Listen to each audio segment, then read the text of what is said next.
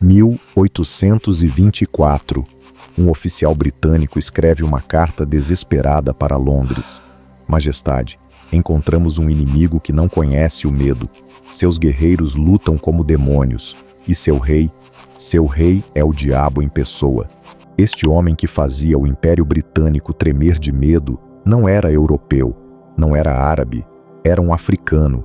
E durante mais de 20 anos, ele transformou o pesadelo de todo colonizador em realidade. Enquanto a Europa se achava dona do mundo, este imperador construía um reino que se estendia por mais de 250 mil quilômetros quadrados. Enquanto os britânicos sonhavam em conquistar a África, ele conquistava os britânicos. Se você é daqueles que acredita que a história africana é só sobre escravidão e colonização, prepare-se para descobrir como um homem mudou o jogo completamente. E se essa história te impressionar tanto quanto me impressionou, deixa aquele like para fortalecer o canal. Seu nome era Osei Bonsu. E esta é a história que eles nunca quiseram que você soubesse. Início dos anos 1080. Kumasi, capital do Império Azante. Um novo rei sobe ao trono mais poderoso da África Ocidental. Seu nome, Osei Bonsu. Mas este não era um trono qualquer. Era o Sika do Akofi, o trono dourado que, segundo a tradição, desceu dos céus. E quem se sentava nele não era apenas um rei, era um deus na terra. Osei Bonsu herdou mais que um reino, herdou uma máquina de guerra. Os Azante tinham centenas de milhares de guerreiros treinados, tinham mosquetes europeus, tinham ouro em abundância suficiente para comprar qualquer exército, mas tinham algo que o dinheiro não compra: orgulho. Enquanto os europeus se vangloriavam de suas descobertas na África, os Azantes já tinham um imperador que olhava para os invasores britânicos com uma pergunta simples: vocês acham mesmo que podem me conquistar? Do outro lado do oceano, o Império Britânico controlava um quarto do mundo. Suas frotas dominavam os mares. Seus exércitos eram temidos em todos os continentes. Mas nunca haviam enfrentado alguém como Osei Bonsu. 1806, Costa do Ouro. Os britânicos tinham um plano simples: controlar o comércio costeiro através de seus aliados, os Fanti. Os Fanti eram um povo costeiro que servia como intermediário entre europeus e africanos do interior. Para os britânicos, eram parceiros perfeitos. Para Osei Bonsu, eram traidores. Se vocês querem fazer negócios na minha terra, declarou Osei Bonsu, façam comigo diretamente. E então começou algo que mudaria a história da África para sempre. Entre 1806 e 1824, os guerreiros Azante marcharam repetidamente em direção à costa. Não eram selvagens com lanças, como a propaganda europeia pintava. Eram soldados profissionais com mosquetes ingleses, canhões holandeses e uma disciplina militar que faria inveja aos prussianos. As primeiras batalhas foram massacres contra os Fanti. Apoiados por oficiais britânicos, foram pulverizados. Mas Osei Bonsu não parou aí. Ele conquistou toda a Confederação Fanti, ganhando acesso direto à costa pela primeira vez na história azante. A mensagem estava clara: eu não tenho medo de vocês. Em Londres, o parlamento começou a se preocupar. Um reino africano estava desafiando abertamente o poder britânico. Algo precisava ser feito. Mas para Osei Bonsu, aquilo era apenas o começo. O que os britânicos não entendiam era que não estavam lutando contra um reino primitivo. Estavam enfrentando uma superpotência africana. O Império Azante de Osei Bonsu cobria 250 mil quilômetros quadrados. Era maior que a Inglaterra, Escócia e Irlanda juntas.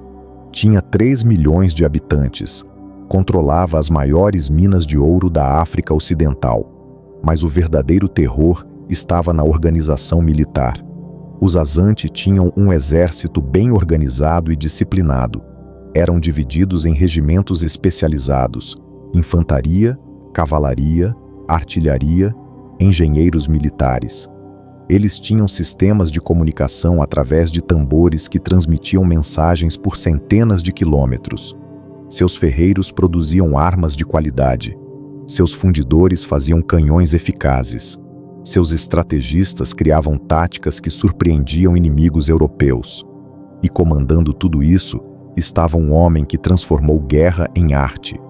Osei Bonsu não apenas vencia batalhas, ele dominava territórios. Quando os Fanti tentaram resistir, ele não os derrotou simplesmente, ele os incorporou ao império.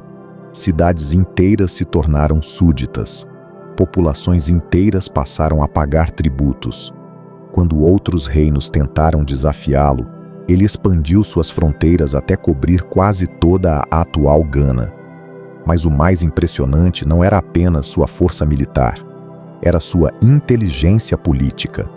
Osei Bonsu compreendia o jogo internacional, sabia que os europeus dependiam do comércio africano e usava isso como arma. Ele controlava o acesso ao interior. Sem sua permissão, não havia ouro, não havia comércio, não havia lucro para os britânicos. Durante seu reinado, o Império Azante alcançou sua máxima extensão territorial, do norte ao sul de Gana atual, das savanas às florestas costeiras. Tributos chegavam de dezenas de reinos vassalos. Caravanas de ouro e outros produtos partiam de Kumasi regularmente. Mercadores de várias partes da África vinham fazer negócios. Osei Bonsu havia se tornado um dos governantes mais poderosos e respeitados da África, e usava todo esse poder para uma coisa: manter os britânicos longe de seus domínios. Quando comerciantes ingleses tentavam negociar diretamente com povos costeiros, Osei Bonsu simplesmente os bloqueava. Sem acesso ao interior, sem mercadorias, sem lucro. Quando missionários britânicos tentavam se estabelecer em território azante, ele controlava rigorosamente suas atividades. Quando diplomatas ingleses buscavam acordos, ele negociava em posição de força, nunca de fraqueza. Mas a tensão estava crescendo. A cada ano, mais navios britânicos chegavam à costa, mais soldados, mais pressão política, mais determinação de quebrar o poder azante. O Império Britânico estava se preparando para um confronto decisivo. 1824, o ano que mudaria tudo. As tensões finalmente explodiram na Batalha de Nsamankol. De um lado, forças britânicas lideradas pelo governador Charles Macarthy. Do outro, o exército azante. A batalha foi um desastre para os britânicos. Macarthy foi morto em combate. Suas forças foram derrotadas completamente. E em uma demonstração final de poder, os Azante transformaram o crânio do governador britânico em uma taça dourada. A humilhação britânica era total. Pela primeira vez, um governador colonial havia sido morto por forças africanas. Mas no mesmo período desta grande vitória, algo aconteceu que mudaria o destino do império. Osei Bonsu morreu.